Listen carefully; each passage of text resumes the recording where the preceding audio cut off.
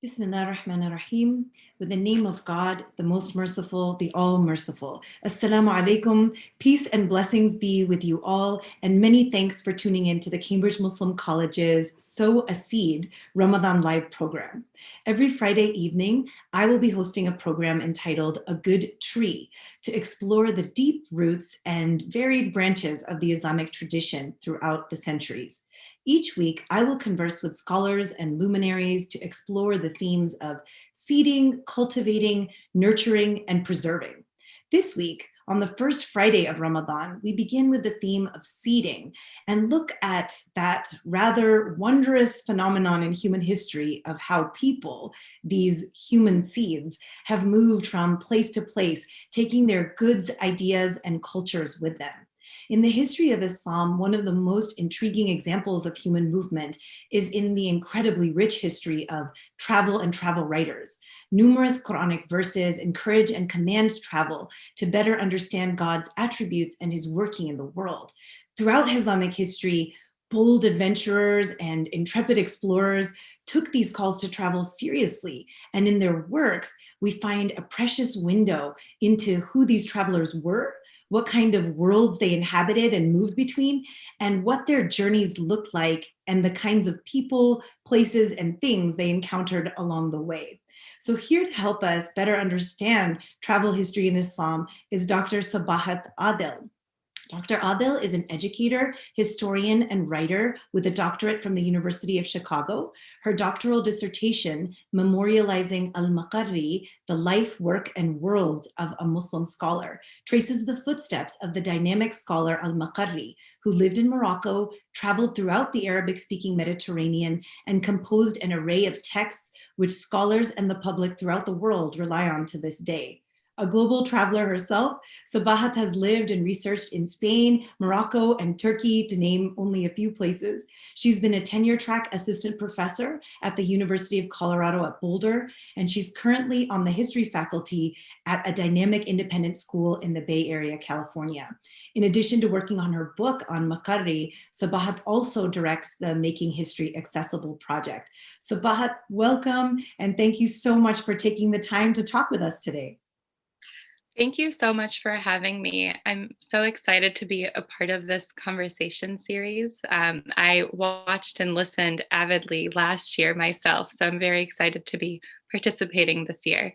Well, we're so happy to start this Ramadan session with you, particularly to explore the theme of seeding by looking at how Muslims have moved around. And I thought we could start with a micro history, global history approach. And you could tell us, we could dive straight in to a history, a story of Islamic travel. And you could tell us about one or two Muslim travelers and their travel accounts, and what these cases tell us about the more global story of travel and travelers in Islamic history. That's a great question. I'd love to start there. I'd love to start with two stories, two micro histories of figures that we can include in this conversation.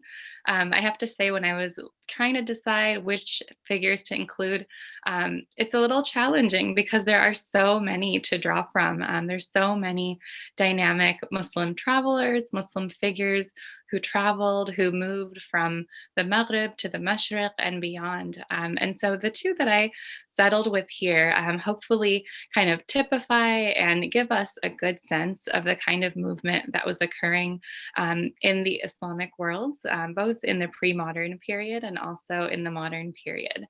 I'll start with Al-Makbari, since this is a figure who informed so much of my dissertation work. Al-Makbari was born in Tlemcen in modern day Algeria. He came from a family of merchants, a family of scholars, and like many figures of his time and before his time as well, he left his hometown in pursuit of higher knowledge, of higher education. He moved to Fez, to Morocco, for advanced study at the Qarawiyyin and also within more informal study circles. And then eventually he makes his way to Marrakesh. If you're familiar with the history of Fez in this time period, Fez was an incredibly dynamic place through the Marinid period. But after the Marinid period, that kind of focus and that intellectual and cultural glory really moves to Marrakesh. So he does spend some time in Fez, but then makes his way to Marrakesh, which was the seat of rule for the Saada dynasty in Morocco. And he eventually becomes a part of the court of the ruler Ahmed al-Mansur. This was a very dynamic ruler in Morocco. He also very much commanded a global presence in the Mediterranean region more broadly. History kind of disputes why he then leaves Morocco, but he is said to, either out of his own volition or because of a dispute, he has to leave Marrakesh. And this is where the more kind of global nature of his travel begins. Although, as we can see from the first half of his life, he's been traveling from a young age. So, his own family is that of a group of individuals involved in commerce. He moves to Morocco, he moves to Fez and then Marrakesh. So he's very familiar with movement and travel. However, much of that travel in the early part of his life is much more local, right? It's within the Maghreb, it's within modern day, Algeria, Morocco. But once he leaves the court of the Saadids in Marrakesh, his more global aspect of his travel begins. Um, when he leaves, he goes to a number of different cities. And the trajectory that he follows is very similar to the trajectory of figures that would have come before him. So there was a very much tried and true, well-trodden caravan route along the kind of northern coast of Africa, where figures might either, go on water. So there they would embark from Tangier, go over water, and then make their way east. Depending, though, on the time period, it might have been a better move to go on land, depending on what was going on politically. So he travels east and he eventually settles in Cairo. That's where he will call home for kind of the second half of his life, I would say. But he travels considerably within the Mashriq as well. So he's traveling to Damascus, to Jerusalem, of course, to Mecca to complete the pilgrimage, to complete Hajj. So not only is he traveling very dynamically within the Maghreb, he's also traveling very dynamically within the Mashriq. And one of the things that I find most interesting about Al-Makbari is in terms of the kinds of writings that he produces. I think we'll get a chance later on to talk about the genre of travel writing within the Islamic tradition. But what I find very interesting about Al-Makbari is that he's not necessarily most well known for a travel memoir that he leaves us. So he's not someone like Ibn Battuta, Ibn Jubair, or the figure we'll talk about next, Nawab Sikandar Begum. He is someone who was very interested in writing works of history, writing other kinds of works in other genres, not a dedicated travel account. But I want us to kind of push ourselves to think about travel as not just something that comes through in an explicitly composed travel memoir, but that it manifests in different kinds of ways. So his most well-known work today is known as Nafhat Lib, and this was essentially a history of Al-Andalus.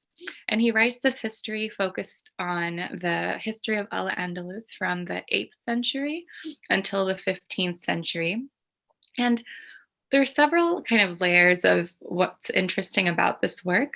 So according to the preface of this work, he was commissioned by a member of Damascene society to compose this work. And in this preface, he talks about the fact that those of Damascus trace their heritage, their Umayyad heritage, to the heritage of Al-Andalus. Because as we know, the Umayyads traveled to Iberia and conquered parts of Iberia, which is what begins Al-Andalus in 711, so to speak. And so he writes in this preface that someone commissions that he writes this work in Damascus. And on the kind of outset, just by looking at this work initially, scholars today use it often as a goldmine of information about the history of Al-Andalus. But this is a work that is much more than that. It is certainly a mine of information. It's very valuable for that. But it's also, in my mind, something that provides insights into Al-Makbari's own position in society, how he valued his own genealogy, his own heritage. So, peppered throughout the work will be things like my, forefathers or my relatives also were in Al-Andalus at the time that X, Y, and Z was unfolding. So it's this very interesting work that I like to include within this broader genre of travel literature within the Islamic tradition, because it involves and came about because of Al-Makbari's own travels to Damascus. If it hadn't been commissioned, perhaps he wouldn't have written it. And it also comes out of this growing awareness that he has of the interest that those in the Mashriq took in the history and the knowledge that people from the Maghrib were bringing. So there's a lot embedded in this work, even though, for scholars, often it's this great goldmine of information about Al-Andalus.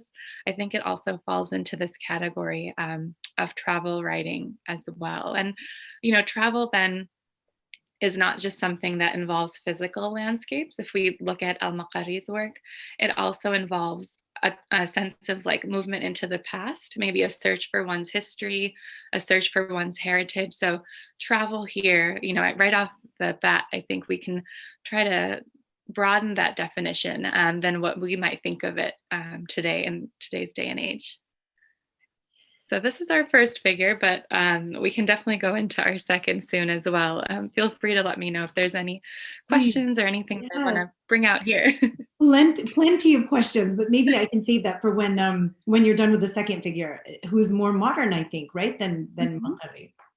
Yeah, so the second figure I chose, this is a figure whose work that I use a lot in my teaching.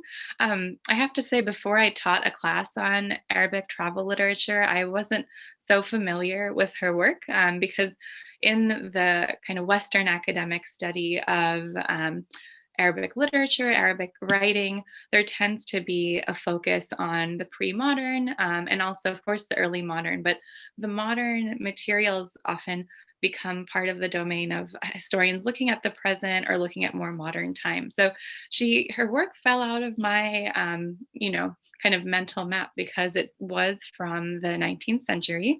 And the second work comes from a figure known as Nawab Sikandar Begum. She was born in Bhopal in central India during the rule of the British there.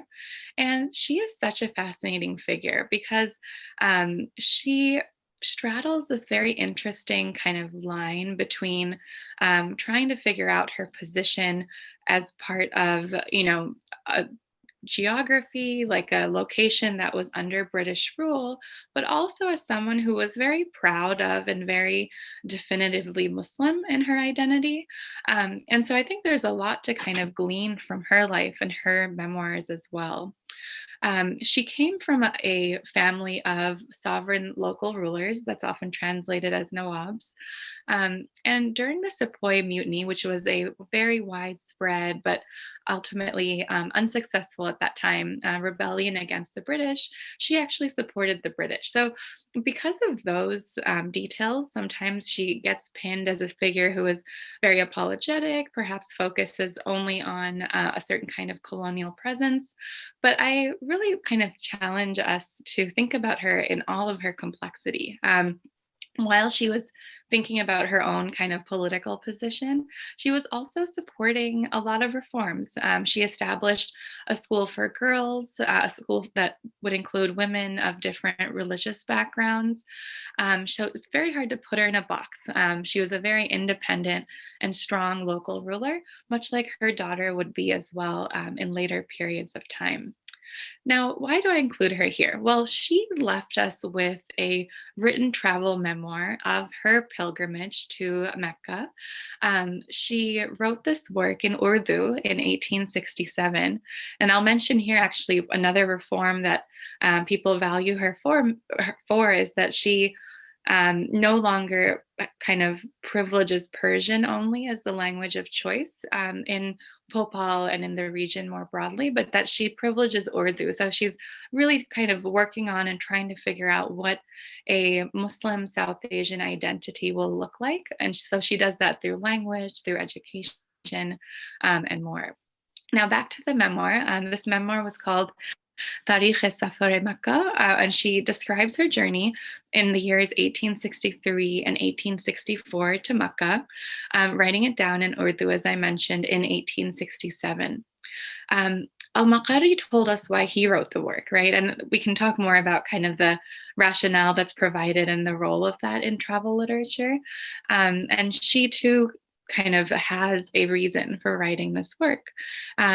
Just like we know that there were, official figures associated with the British Empire, there were also their wives who might not have all had this kind of official position, but were very powerful and important. And so two of these women, Lady Durand and another named Emma Laura Willoughby Osborne, they both really encouraged her to write about her journey.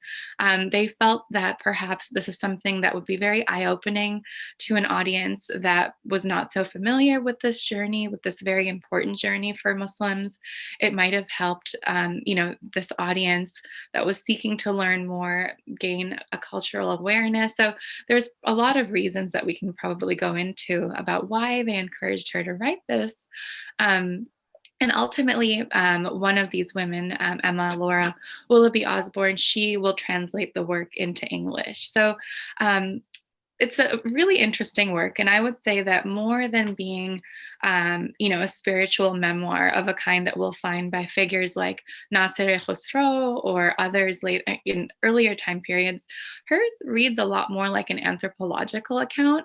I think she was very aware of having lived in Bhopal and being in this context where she was constantly encountering people from other cultural backgrounds, she was very aware of what it meant to deal with other communities. And so she too was writing about her journey from a perspective constantly of encountering other people, for example, encountering Bedouin communities. So there is an anthropological element here that sometimes I think for people reading it feels like, well, this doesn't feel as spiritual to me. It doesn't feel like she's writing about like the closeness to God or something that she experienced when she was completing the Hajj. But again, I want to kind of excavate her history and her memoir a little bit and not just dismiss her or relegate her because of her political involvement, but to have us see her as someone who was kind of trying to balance and grapple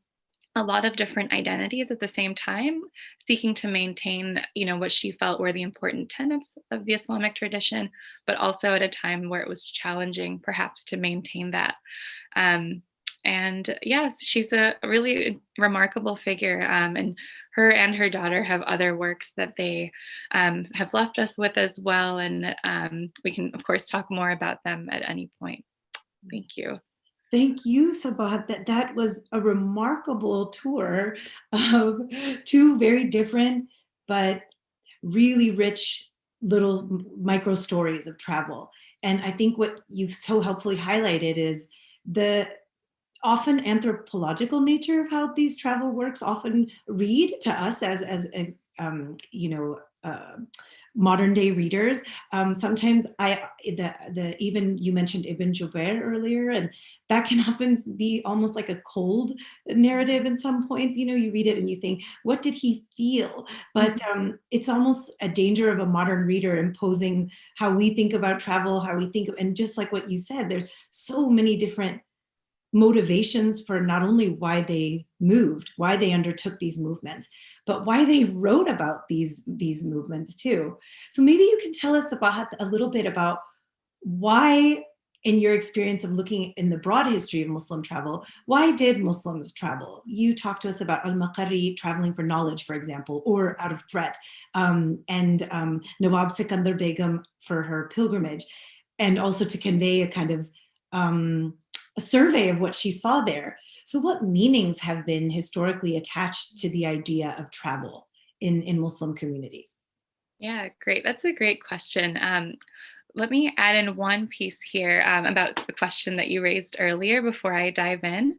I think something that I found very interesting in terms of this question of the modern kind of conceptions that we might bring to the table is this kind of pervasive sense that we have today about the role of autobiography, and the use of the first person and the vantage point with that we're using to write things down with. And this is something that I just want to add in here in response to this great comment that you made earlier, because I think we expect a memoir to be personal, a diary. It should include how you feel, what you saw, what you did, not just kind of the nuts and bolts of what you did. So I think that's a really important point. And I definitely encourage us all as we're, picking up any of these travel accounts to keep in mind that what we might think of and how we might define travel writing or a travel memoir is very much a contemporary perception. And one of the reasons Nawab Sikandar Begum has been so popular among certain kind of subsets of scholars today is that she does begin to bring that autobiographical element to the table. But I think we can't dismiss, this like tradition of centuries old writing that came before it, simply because it might seem a little cold at times or not personal in the way that we're looking for. So that's a really important point, and I definitely wanted to highlight that from what you mentioned. So now kind of moving into this great question that you asked about why Muslims have traveled, what meanings have they traditionally attached to the idea of travel. One thing I just want to put out there off the bat, which we all know, is that it wasn't Muslims only who traveled, right? So we know that within the Byzantine Empire, within the Sasanian Empire, within the ancient Silk Roads from Dunhuang to the Middle East and beyond, travel and movement is something that has been historically significant. It's been pragmatic. It's also been religious for periods of time in peoples before the Islamic tradition. So one great example of this would have been along the Silk Roads when, with the birth of Buddhism in northern India, and the Silk Roads kind of facilitated the movement of Buddhist scholars, Buddhist experts between North India and parts of East Asia. So the kinds of meanings and the kinds of motivations that we're talking about here is something that needs to be situated in a bigger and broader framework. However, one of the things that I want to talk a little bit about here as we're moving into this question is look specifically at the context of the Arabian Peninsula on the eve of the birth of Islam. So this, I think, will help us even more kind of narrow our focus from, this idea that people have always traveled throughout the globe. So one thing that I found very interesting, is in my own study, thinking about, I think, because I often came initially from the starting point that there was the sense that everything that happens within the birth of the Islamic tradition and afterwards is a complete break from everything that happens before. And there were certainly very important breaks and changes and wonderful things that I'll talk about in a moment. But there were also these important continuities. So cities, for example, like Mecca, Ta'if, and others, these long before the period that we're familiar with as Muslims, these were cities that were important hubs for travel. They always had, for years beforehand, annual markets that were tied up with spirituality as well. So, before the Muslim tradition, we know that the Kaaba was already significant spiritually for the communities and traditions that were there beforehand. So along with periods of pilgrimage and spirituality that were tied into Mecca, there were markets that would be set up there that would bring people together. And one of the things that would happen here that was really fascinating would be in Okad, which is another town not too far away, there was an annual poetry fair. So not only would merchants bring, their wares and their goods for trade and exchange, but these poets would gather from all throughout the area and they would orally recite their poetry. And this poetry, in one of my graduate seminars, we were tasked with producing one, and us naive graduate students thought, well, we can do that. We've studied this, but this is poetry that is beautifully constructed in, advanced poetic meters. And they would, when they would come to Oked, bring their poetry of this kind. And these works would be judged, and, a poet would be prized. And often the poet that won, or that was seen as producing the best poetry at that time, their materials would be written down and then hung on parts of the Kaaba. And the kind of 7 most well-known of these are called the Hanging Odes. So this is, just kind of by way of talking a little bit about how Mecca, Okad, Ta'if, all of these cities were familiar with movement. They were familiar with travel. This was happening, for decades. And then there's also this pragmatic element, right? So with the Zamzam well in Mecca, as we know with other oasis towns, like along the Silk Roads, oasis towns would spring up in places where there was sources of water, right? So your caravan, in the case of the Arabian Peninsula, you have camels, but a lot of parts of the Silk Roads, there were horses. You need access to water. You need basic resources for your animals to be able to have sustenance. So there were both pragmatic, but also sacred and other economic reasons for why these cities were always hubs of travel for periods of time before the birth of Islam.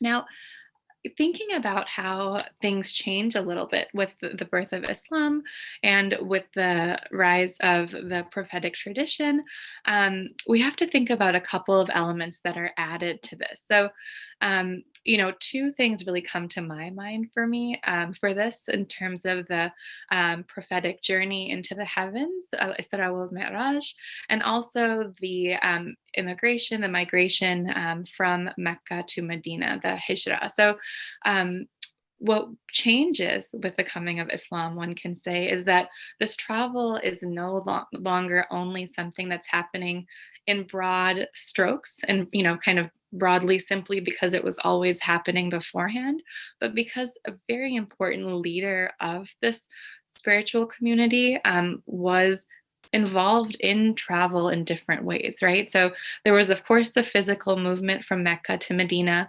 This wasn't necessarily of his own choice, as we know, and we'll talk a little bit more about this, where, travel for Muslims and for others wasn't always, let's go travel somewhere, let's, have a journey and expedition. It was also because of reasons that were forced upon them. So that movement falls into that rubric of forced movement.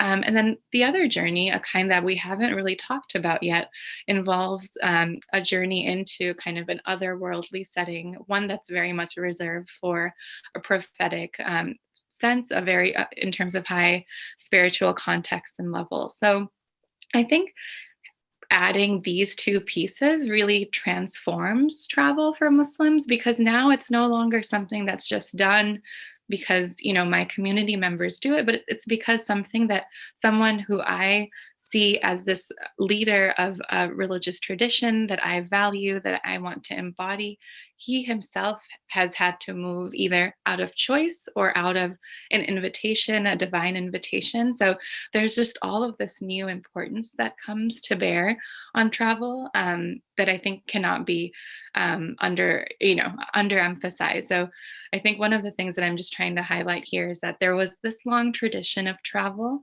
but there were also this break from that long tradition that elevated travel within the new nascent tradition of Islam. There's a couple of broader categories that I'd love to just to kind of mention here that might be interesting to note. So, we mentioned here this very special divine, otherworldly travel, also kind of traveling because you have to travel out of necessity. I'd like to mention a few other categories, not just in the time of the early Muslims, but also in later time periods that we can think of in terms of Muslim travel.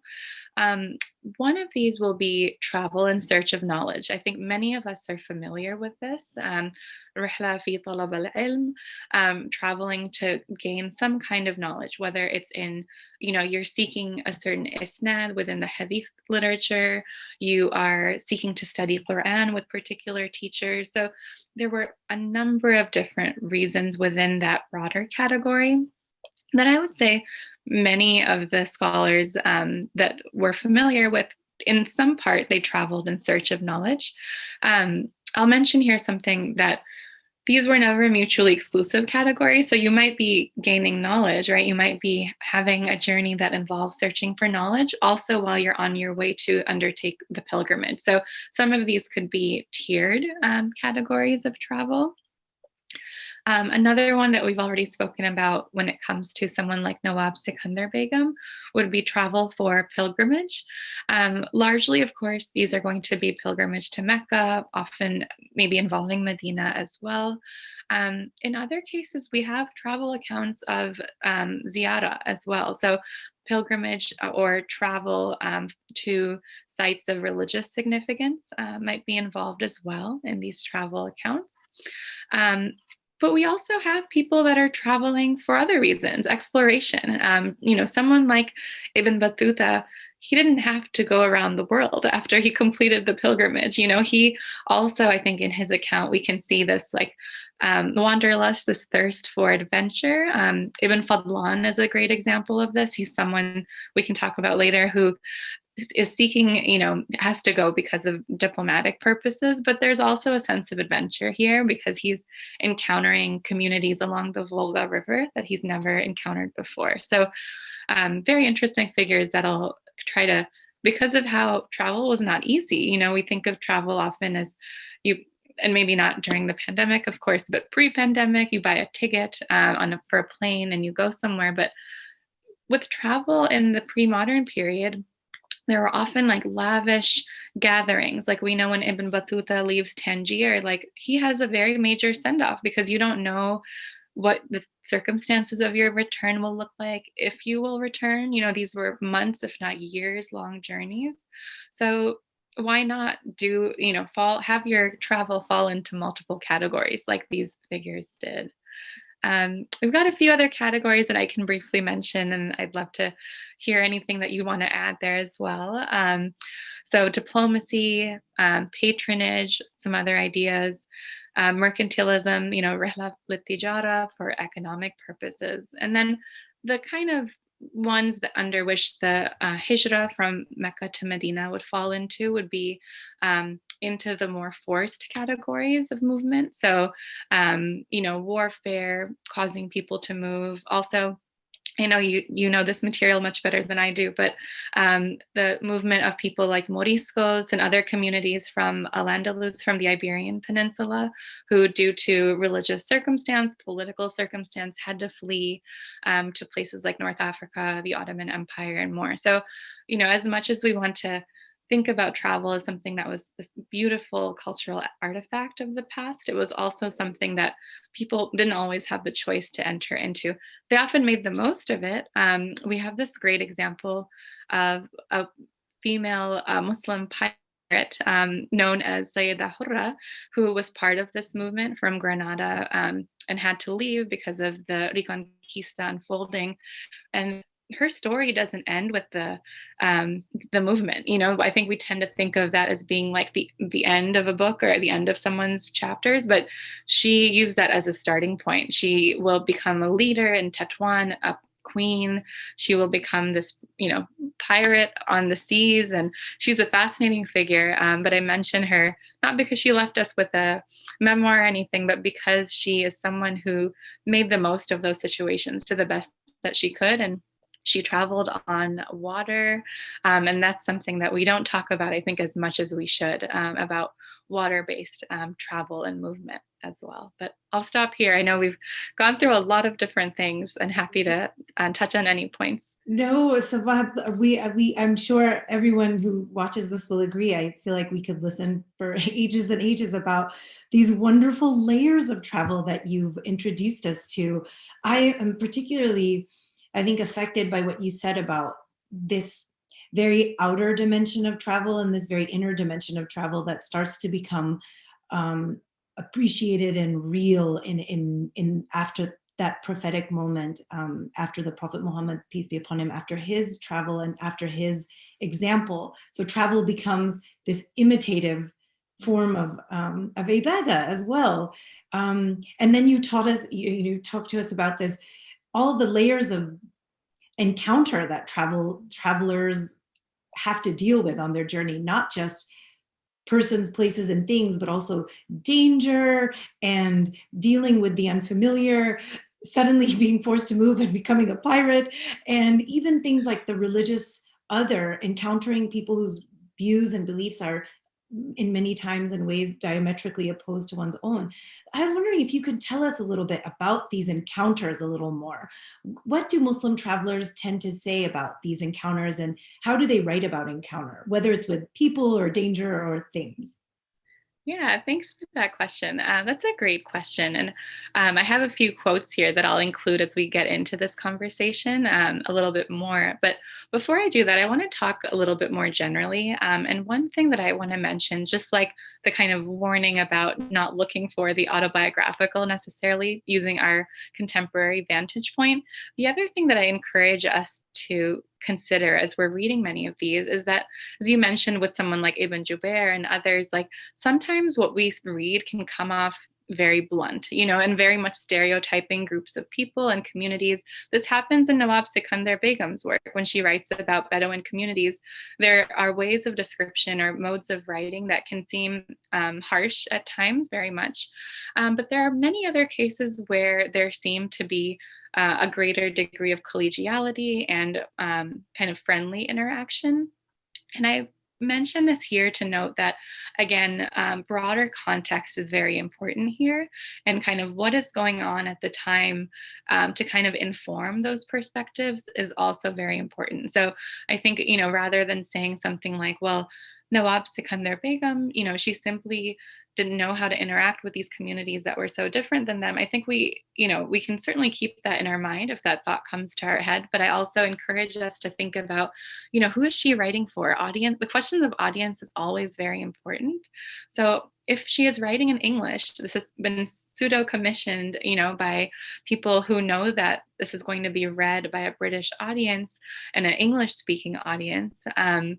She might need to be kind of talking about groups, talking about communities in a way that might seem palatable to the audience. So I mentioned this to say that, it's very easy sometimes for scholars to say, well, in looking at these 4 examples of Arabic travel accounts, we see that there was a great deal of animosity between Muslims and Christians in this period. Or if we go the other extreme, we look at these other 4, Muslims and Christians always got along. So what I'm trying to say is audience is very important, and also the subset of works that you look at, and then what was going on in that time period. All of that is going to inform the kind of perspective that they're bringing. And so I kind of warn us against and to just be wary of putting any kind of label on the writer or the community, and think about kind of what were all of the complexities that they were involved in. So with that in mind, I want to talk a little bit about one of these figures, Ibn Jubair, and his encounter with different communities that were different than him, and also Ibn Fadlan. And so both of these figures, they are travelers who are traveling very much in a global sense. So Ibn Jubair, kind of like Ibn Battuta, traveling, throughout North Africa into the Mashriq, writing about, as you mentioned, his encounters with different people, also his observations, when he sees a mosque or another structure, his meetings with government officials, when he sees, what seems to be the perceived role and status of women, for example, in a particular community. So there are all of these kind of not just physical components that people like Ibn Jubair and Ibn Fadlan are writing about, but they're also giving us interesting insights into society, into social practice. That's important here as well. I think this is something we haven't touched upon so much yet. So with Ibn Jubair, he goes to Damascus. He spends some time in Damascus. And this was a city that, as we know, for long periods of time has had immense kind of interactions between Christian and Muslim populations. And I'll quote here what he says about this Christian and Muslim encounter, at least one aspect that he notes. So he says here, quote, "The Christians impose a tax on the Muslims in their land, which gives them full security. And likewise, the Christian merchants pay a tax upon their goods in Muslim lands. Agreement exists between them, and there is equal treatment in all cases." The soldiers engage themselves in their war, while the people are at peace and the world goes to him who conquers, end quote. So I like this quote. I like bringing this up in this particular context, in the context of this question of what did people do, or what did people say when they encountered other communities? This is a certain kind of description, as you likely heard, that seemed rather even keel. It says that the Christians are doing this; they are imposing this tax on Muslims who are living here, but at the same time, the Christian merchants are also paying a tax upon any goods that they are selling or, circulating in Muslim lands. He highlights the sense of agreement between communities that I think is really important. And he mentions there is equal treatment in all cases. So, this is a very profound example to me because it gives us the sense that even if Ibn Jubair, this figure who is coming out of a largely Muslim worldview, he's largely kind of encountered and experienced only Muslim context for much of his life, yet he is able to kind of give this description that doesn't necessarily bring to the table the kinds of descriptors we might see, for example, in a work by Osama ibn Munqidh, someone who was living and really kind of circulating at the time of the Crusades, really at the peak period of crusading activity. So context is so important here. Ibn Jubair is not so concerned in the same way about crusading activity. It's not the same kind of, immediate threat that he perceives as someone like Osama ibn Munqidh does. So he's able to talk about his kind of observations differently. And also, another distinction here to note is Ibn Jubair is somewhat of an outsider, right? He's not necessarily someone who's grown up in Damascus, who's had to go through this as kind of an individual citizen of Damascus. He's kind of merely a visitor and traveler. Whereas, again, someone like Osama ibn Munqidh or someone else in a place that they are just more intensely wound up with the current political situation, they might not be talking about something in the same way. So, a really, I think, interesting, good example here to note. I want to mention something before we talk a little bit about Ibn Fadlan, who's my other example of people experiencing other cultures and communities. I want to talk here just briefly about the basic elements of a work of Rihla literature. I know I've been kind of like pulling out excerpts or talking about them in a more broader sense, but I want to also mention here that there was a certain kind of like formality, like a literary formality and structure to many of these works. So, for example, like with Al-Makbari, we talked about this, where he had the preface in which he talks about who commissioned this work and why he wrote it. That prefatory component, a preface, is very much going to appear in most of these works. So whether it's Ibn Jubair, Al-Makbari, Ibn Fadlan, any of these people, they often talk about why they're traveling. They also are praising God considerably for giving them the means to travel, blessing them with travel. So if we're looking for places which is find that spirituality imbued within the text, the preface is a really important place to look. I know, oftentimes, at least for me, when I'm reading contemporary works of literature or nonfiction, I often think of the preface as, kind of material before the material I want to get to. But especially for scholars looking at historical material, the preface reveals a lot because it reveals, things about the audience. It reveals things about the perspective of the writer.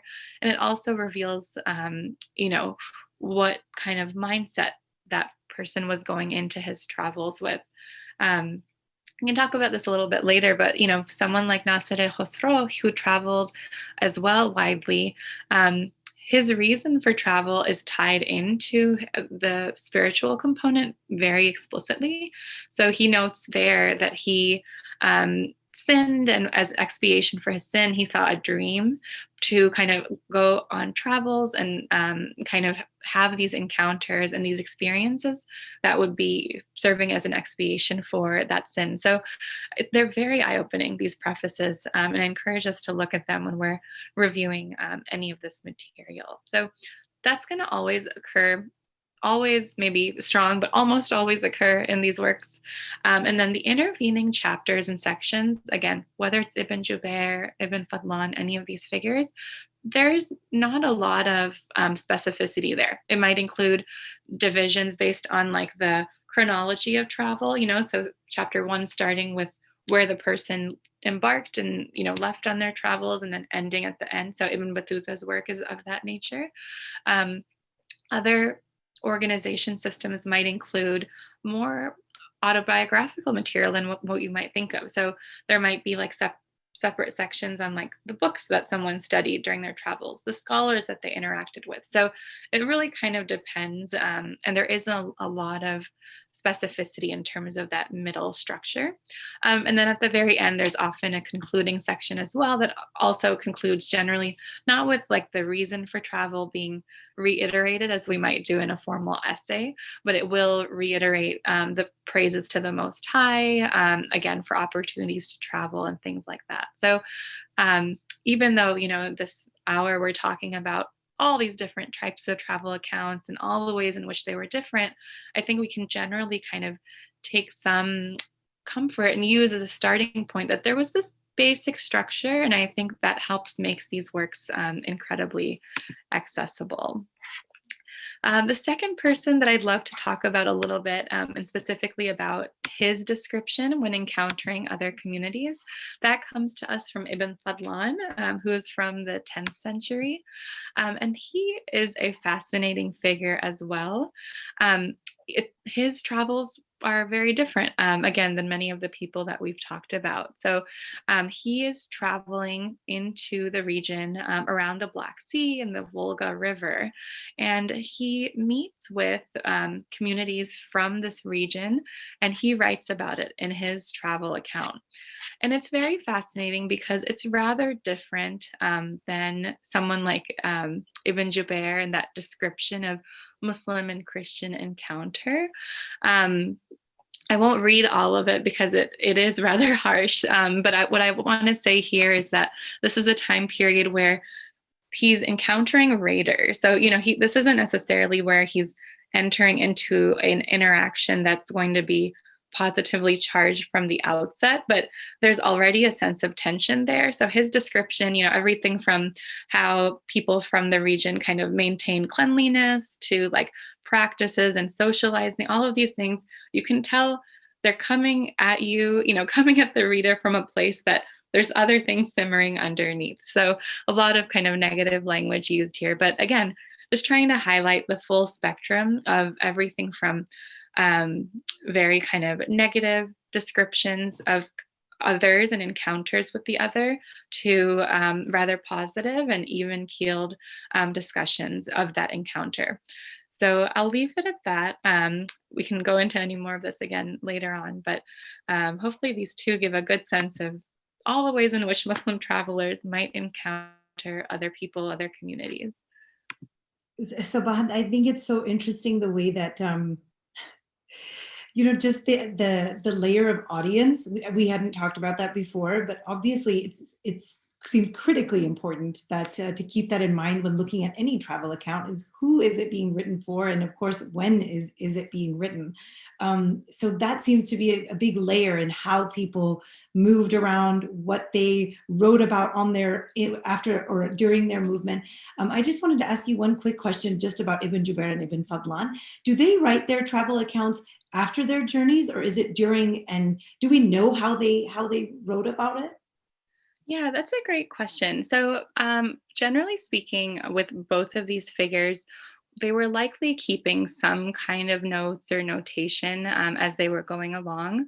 That's something we don't always know with a lot of these figures. So, I'll take it to Ibn Battuta for a moment. Like, we do know about him, for example. There's been a lot of like study and, scholarly controversy about the kind of nature of production of that text. So Ibn Battuta, according to, academic tradition, like he doesn't necessarily sit down to write his work while he's traveling or even afterwards, but it's likely that he narrated his travels to a scribe who then wrote down this material. That was very common practice. It's likely that in this kind of academic and scholarly tradition where orality and scribes were very important, that was also occurring with figures like Ibn Jubair and Ibn Fadlan. And that's a whole nother level, and I think we haven't talked about that yet either, but sometimes scholars tend to think of the scribe as someone who is the note taker. That we ascribe this kind of like passive role to them. But think about a game of telephone, right? You are telling someone something. It might change a little bit if, the volume isn't correct. It might get embellished a little bit. That could have happened, with travel accounts as well. It's very likely that you wanted to tell a good story. That's a timeless, aspiration. And I think something like the area of study of like hadith literature, for example, like those areas, there were means and kind of academic methods through which to kind of account for differentiation. Like that was a science. Whereas with travel writing, and with some of these other genres where things perhaps were a little bit more fluid, there wasn't necessarily the same kind of focus on an isnad and asking, Ibn Battuta and Ibn Jubair, like, who was your source for this information? Not many people got to travel. So you took some of that um, at face value. And, this reminds me of map making. And in this period, and in Sicily, for example, some of these map makers, Muslim map makers and others, like they didn't always get to travel around the world when they were producing their maps, but they would often ask multiple people, so like 3 or 4. And if 3 or 4 people said the same thing about a certain geography, they would include it in their, history of the world. Again, that didn't really happen with travel writing. So my personal kind of opinion of this is we read this to kind of get a sense from X author's perspective of this place, but then we also see it as a work of literature, not necessarily only as a work of like a pure kind of historical account that we might think of with other historians, other tarikh works that we have from the pre-modern era. Sabahat, scholars, I think, often disagree about the right words to use when thinking about how travelers influence each other. So influence is kind of a word that's disagreed upon. Sometimes people talk instead about cross-pollination. That seems to have a nice resonance in our conversation, especially with the theme of the college about sowing a seed this year for Ramadan. So how cross-pollination as an idea that people and things and ideas move in a kind of random way, not just so linear as influence would have it. So I wanted to ask you if you could tell us a little bit more about how these travelers worked as kind of seeds of knowledge and culture. How did they move these two things between spaces? And is it right to speak of them as kind of these cross-pollinators, or is that a bit, or do we have the ability to say that, or must we avoid this kind of language altogether? Yeah, this is a wonderful question. And because this is something that I deal with too in my own work, where, there's always this academic conversation about trying to maybe avoid certain terminology, but then there isn't yet kind of like a definitive sense of what we should do instead. And influence is one like that. So often, like, I might use like impact instead. I will use cross-pollination now because I really love it. And I think like the visual is really powerful. I think it's just so complicated. I think as humans, we sometimes like we're drawn to these ideas that can kind of explain things, and like give us a full sense of something. So, saying something like Ibn Battuta took this idea from Morocco and then he went to South Asia and he put that idea there. Like that is very neat in our minds. And I think it sounds yeah, it simplifies things in a way that is palatable. But you're right. Like you're right to note that it's just so much more complicated. And I love the idea of cross-pollination because it helps us think about movement in multiple directions and not only kind of one idea moving in one place, but simultaneously, right? Like seeds are often, if we take that metaphor, like they're moving all around us. They're moving from one place to another. Some might fall close to where they originate. Some might go very far. So I think there's a lot of beauty in this metaphor that's very applicable to the travel piece. I know we've been talking a lot about kind of travelers in an official sense, but I think one way that I really love highlighting this is through some of the architecture and some of the visual culture, especially through um, kind of situations where we don't necessarily have like a written travel memoir or something that betrays a sense of that cross pollination. So, one example here is I was reading recently a description of when the main mosque of Seville was built, and the tower, which is now known as La Giralda, was built. And there's this beautiful description about how when this site was being built, artists and artisans from Morocco traveled across the Strait of Gibraltar, and essentially then under the Almoravids and also then Almohads afterwards, they were able to kind of create this shared sense of architectural vocabulary and artistic vocabulary that transcended a body of water and also transcended geographies. So this is like one great example of how you get these people who they're often lost, right? Because they were artisans, they were working in their guilds, doing a lot of hand work, right? Handiwork, amazing craftsmanship, but not always we don't know them by name. We don't know what they were doing, what they were experiencing, but we can see it in the finished products that still stand today. So, a great example of comparison would be like looking at the minaret at the Qutubiyya mosque in Marrakesh and comparing the visual with the La Giralda Tower, as it's known today in Seville. There's a lot of architectural resonance there. So we can imagine and I think visualize how individuals that were traveling, they might have had this knowledge of, like, let's say, creating blind arches, on a particular facade, or they knew how to create a certain kind of muqarnas molding. They might take that knowledge to Al-Andalus and then also gain some knowledge there about craftsmanship and artistry that they could then bring back to Morocco. So that is one example that I think is really beautiful, that gives us a sense of how there's this constant movement and constant kind of cross-pollination of ideas. And with something like cross-pollination, and again, I know I've said it already, but I love the metaphor, because if you extend it further, once something has been pollinated, you don't know what the origin was, right? And so with the example of the minarets that we're talking about, like, it's hard to say kind of definitively and exactly, like, it was the artists from Morocco that exactly brought this to Spain. There was just so much shared vocabulary there. And we see this also like within the Qarawiyyin in Fez, like by the mihrab and also in other parts of the site. There's a lot of scalloped arches and also horseshoe arches. These we see in Morocco a lot. We see them in other parts of North Africa to a lesser degree, but it's definitely there. And we, of course, see them in places like Medina Zahra in Iberia as well. And thinking about, like, well, where did these arches originate? I think we kind of have this mental association of them of somehow being vaguely Islamic.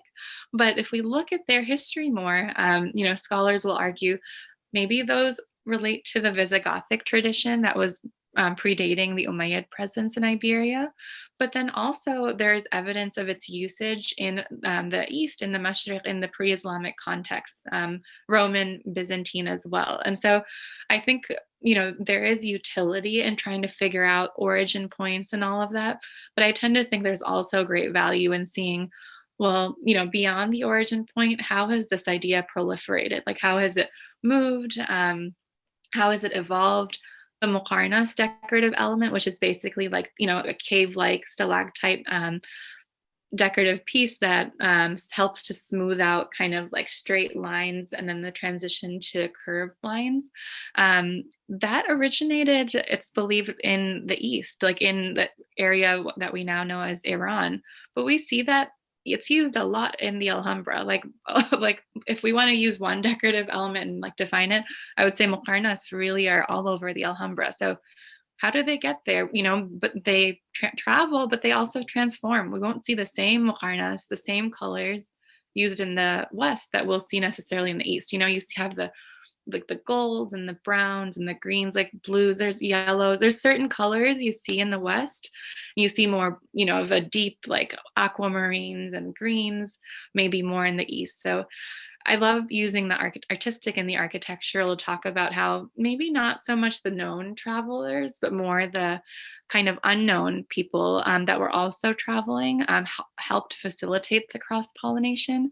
I wanted to bring that out a little bit here, but of course, there's ample examples that are actually written down of people traveling and saying, I gained, Al-Makbari is a great example of this. Like, I sat with so-and-so scholar in Damascus who then gave me an ijaza in this particular, body of text. So that all we know. And I think that's the most obvious means of thinking about cross-pollination.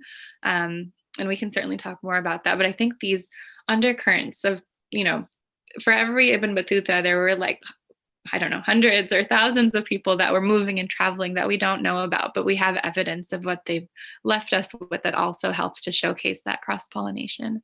Yeah. Oh, that's so interesting, Sabahat, because first of all, of course, the travelers we've been talking about are the ones that are known, but you've now very helpfully brought into the narrative the nameless, faceless, multitudes of people who moved between, in this case, just the shores of the Mediterranean, just those two shores. And you've also given us something really easy to be able to do. You don't have to be a manuscript expert. You don't have to look in all these books. You can just, with your eyes, with your senses, walk around, travel, and go and see all these different visual elements.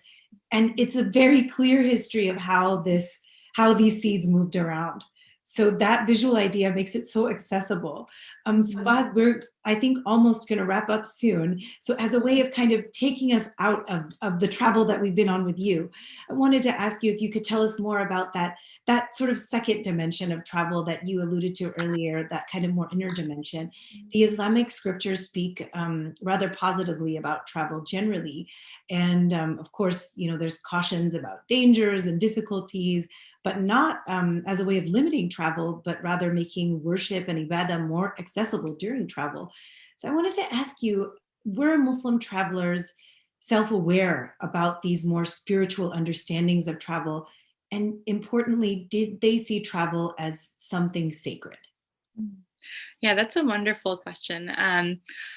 So I think one of the best places to think about this in terms of connecting it with what we've talked about already is looking at some of those prefaces and thinking about how all of those prefaces of the written texts, they often started with some kind of a spiritual religious invocation. So, the beginning of the text, the starting point is something that comes from a place of spirituality, and that will then imbue it throughout. But I would say one of the things I find interesting is that, certain kinds of Quranic verses, and, I'll mention a few here that we all, I'm sure, are familiar with, and also parts of the Hadith tradition, these are going to be underlying, and they're going to be kind of forming this formative sense of the significance of travel. But they don't always appear, always throughout these writings, these memoirs, as a way to kind of constantly tell readers, remember, this is an important part of our tradition. I feel like that's something important that we do today, because I think so many of us are within contexts where we're not always surrounded by people that kind of have the same mindsets or the same identities as us. So then in that case, I think it is important to kind of constantly be emphasizing. But in many of these texts, I think it was often assumed, and it was often taken for granted, but not in the negative sense. It was just simply, it was. But I want to remind us of some of the kind of texts and the traditions that did inspire these travelers. I think we all know, many Quranic verses and that kind of tell people to travel on the earth and see, several verses ranging from Surah 6, verse 11, Surah 29, verse 20. So there's many, many examples of this, many reminders for us to travel on the earth and see. And what's crucial here is about what do we see and what are we supposed to experience? And something that is often emphasized is about, being able to travel as a way to see lack of justice. So, as a way to compare kind of the blessings and the benefits that one has with the opposite, I guess we could say, and also the kind of multitudes of ways in which creation originated. So it's not just kind of the sense that we should travel, but there are specific reasons for which it is helpful. There's another verse that comes to mind, 22:46, about have they not traveled in the land that they could have the heart to understand and the ears to hear. So there's also the sense of, not just traveling for its own sake. Certainly that's there, but there are purposes, seek understanding, listen carefully, be observers on the earth that you're traveling through. And then that's supported by plenty of works within the Hadith tradition and within the Sunnah about seeking knowledge farther afield. Some texts cite that as seeking knowledge as far as China. There's also other traditions that speak to the fact that God will make the path to paradise easy for those who travel in search of knowledge, and really kind of supporting those who are traveling. So I think there's just this kind of broader implied sense of significance. And this goes back to something that we began this conversation with, which is that, who is better as an example of someone who did all of this than the Prophet Muhammad, sallallahu alaihi wasallam. So he did this, right? He traveled both out of choice and voluntarily as well, as someone who was involved within the mercantile tradition as well on the Arabian Peninsula. So he himself serves as this wonderful, beautiful example of someone who traveled for these reasons out of both one's own volition, but also out of necessity, out of a divine calling. So he's given us this beautiful example, and I think that sets the stage for many of these later travelers, even if we don't see them kind of constantly, telling us all of these Quranic verses or the Hadith all the time. It's there. And I think we can always be seeing it in their curiosity as well, in terms of their interest in like describing to readers like what this monument was like. What was it like to interact with this ruler? What do they eat? What are people eating and drinking? It's not just the kind of high and mighty description. It's also about, I was able to eat this. I enjoyed this banquet. Something else that really kind of is a part of this kind of aspect of a spiritual understanding is that it's not just the overt kind of spirituality that comes up in these texts, but it's also other things like the kind of immense generosity of people throughout the Muslim world. So, that might not be something that they always talk about, but we see it. Like, for example, many of these people, they were able to travel because they were given, financed by other people, or they stayed in caravanserais or funduks along the way that they didn't really have to, paying like always. They were guests of people often. So there is the explicit element of travel being spiritually sanctified, but also ways in which we see other important elements within the Islamic tradition kind of being a part of their travels, all the way from, Morocco in the West and, beyond that, all the way to the East, South Asia, Central Asia, and more. Like, I think it's very remarkable to have these figures, of which we have, not that many other examples from other parts of the world, but having the shared sense of history, the shared past, even if one's languages were different, it made it possible to generally travel for a huge part of the world. And I'll give, if we have a minute, for a couple of examples here of how some of these figures kind of talked about the beauties of what they saw. Someone like Ibn Battuta, when he was visiting Damascus, he gives us, I think, one of the best examples of how these travel narratives were imbued with the sense of spirituality of Damascus. He notes, she is the paradise of the Orient and dawning place of her resplendent light, the seal of the Islamic lands which we have explored, and the bride of the cities which we have unveiled. She is ennobled by the fact that God Most High gave a refuge to the Messiah, upon him be peace, and his mother in it, upon a hill furnished with security and a flowing spring. Her soil is sated with abundance of water until it yearns for thirstiness, so that even the rocks in the rugged places almost cry to thee. it's beautiful in the translation. So, we can only kind of recognize the beauty also in its original Arabic text as well. So, yeah, a lot of wonderful kind of material here to explore further.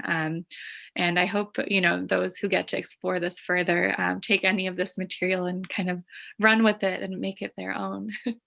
I think we can safely say you have inspired many people to do so. So Bahat, I want to thank you so much for this incredibly rich history of Muslim travel. You painted such a colorful image of what travel looked like, and shared your deep insight into the people, these travelers and wandering seeds who are likely to embark on such journeys.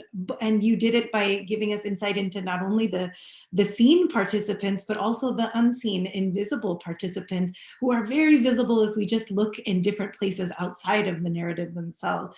So the stories of these travelers are, I think, particularly remarkable, given that they were willing to leave their homes, as you mentioned, travel to far and distant lands and plant themselves and their religious traditions far away from what was familiar and safe. It just continuously amazed and baffled by this willingness to be a seed. I find it so profoundly interesting. So Sabahat, you also articulated for us some of the meanings that we attributed to travel, this inner and outward. Scholars often speak of the idea of suluk as a journey with both inner and outer dimensions, and it's one so replete in Islamic traditions. And I think once again underscores the audaciousness of movement. If you just move, what possibilities can happen? I feel this sets us up so perfectly to sojourn and travel through Ramadan. And I want to thank you so much for your insight today, especially for just reminding us of that, of having us end on that prophetic moment, or that prophetic movement, excuse me, of the Prophet ﷺ, how he moved in these horizontal journeys that you described so well, but also that vertical journey typified so beautifully by the Isra and Mi'raj. And I just want to thank you, Sabahat, for sharing all your knowledge and insight with us today.